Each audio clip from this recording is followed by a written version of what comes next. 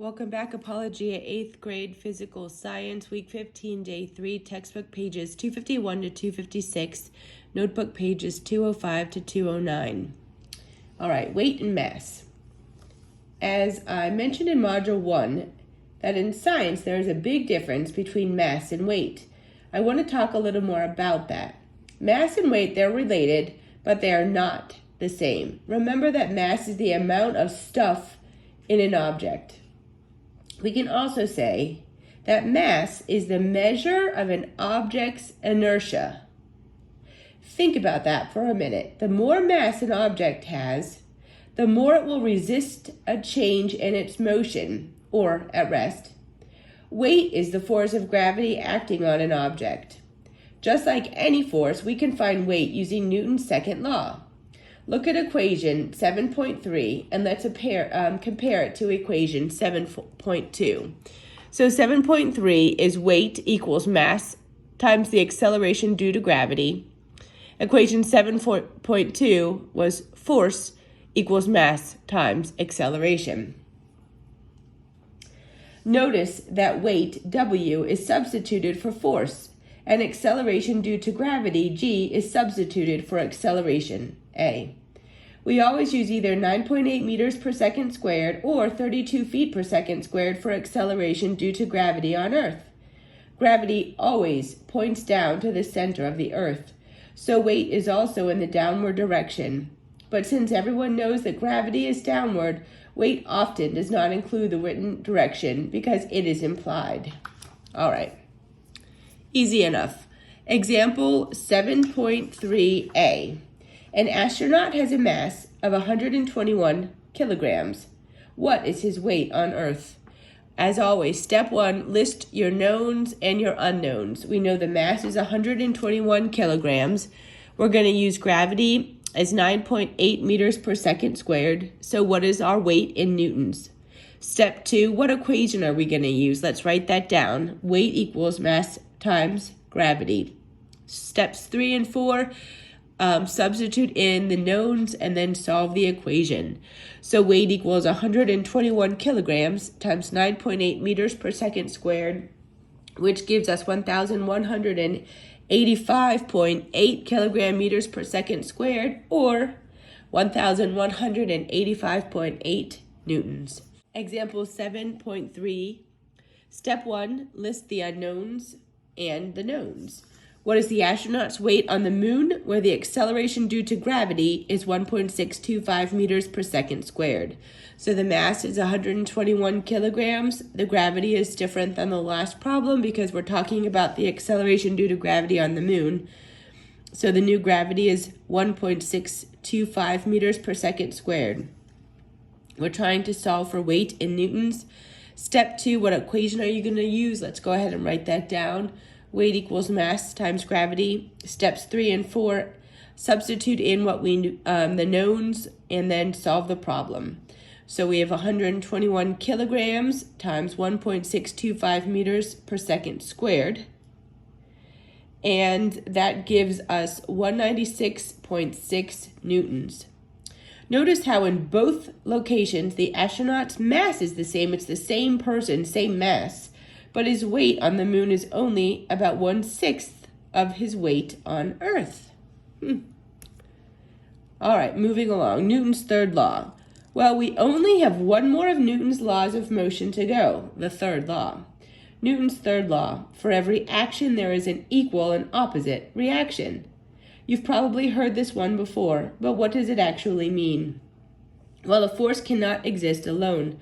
Forces always exist in pairs. In other words, whenever one object exerts a force on a second object, the second object exerts an equal and opposite force on the first object.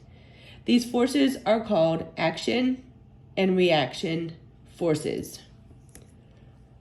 Consider figure 7.27. When you use a hammer to drive a nail, the hammer applies a force to the nail when you strike it.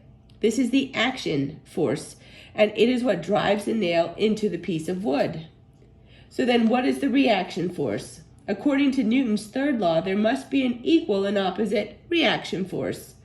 The force that the nail applies to the hammer is the equal and opposite reaction force. It is this reaction force that stops the motion of the hammer. All right, look at another example. Why does the trampoline in figure 7.28 allow the boy to travel upward against the pull of gravity? Well, when he jumps on the trampoline, he exerts a force on it, the action force. If you were watching what happens, you would see the trampoline surface bend in response to that force. What does Newton's third law say will happen as a result?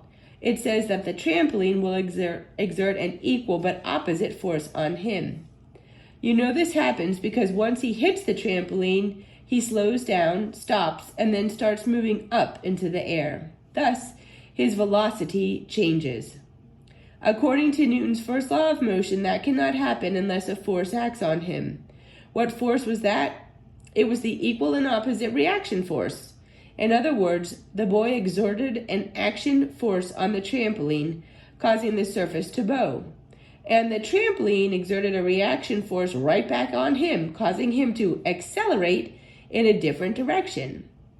The force the trampoline exerted on him was equal in strength to the force he exerted on the trampoline. It is very important to realize that the equal and opposite forces talked about in Newton's third law do not act on the same object. If that were the case, there would never be any acceleration. After all, if equal and opposite forces act on the same object, they cancel each other out, and the net force is zero. Instead, the equal and opposite forces discussed in Newton's third law affect different objects. All right.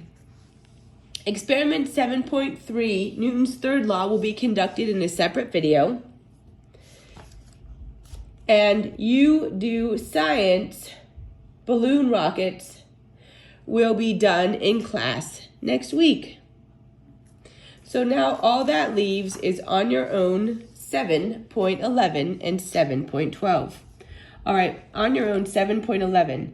A tennis player hits a ball with her racket. The ball was traveling towards the player, but once she hits it with the racket, the ball begins traveling in the opposite direction. During the hit, the strings on the racket bow. What evidence do you have that the racket exerted a force on the ball? What applied the equal and opposite reaction force? And where was the force applied? What evidence do you have for this force? Okay, let's see here. We know that the racket exerted an action force on the ball because the ball's velocity changed. The ball had to slow down, stop, and then start moving in a new direction. This is the change in velocity, which means that there was acceleration, which means that there was in fact a force. The equal and opposite reaction force demanded by Newton's third law was applied by the ball on the racket. We know that the ball exerted a force on the racket because it said that the strings on the racket bowed.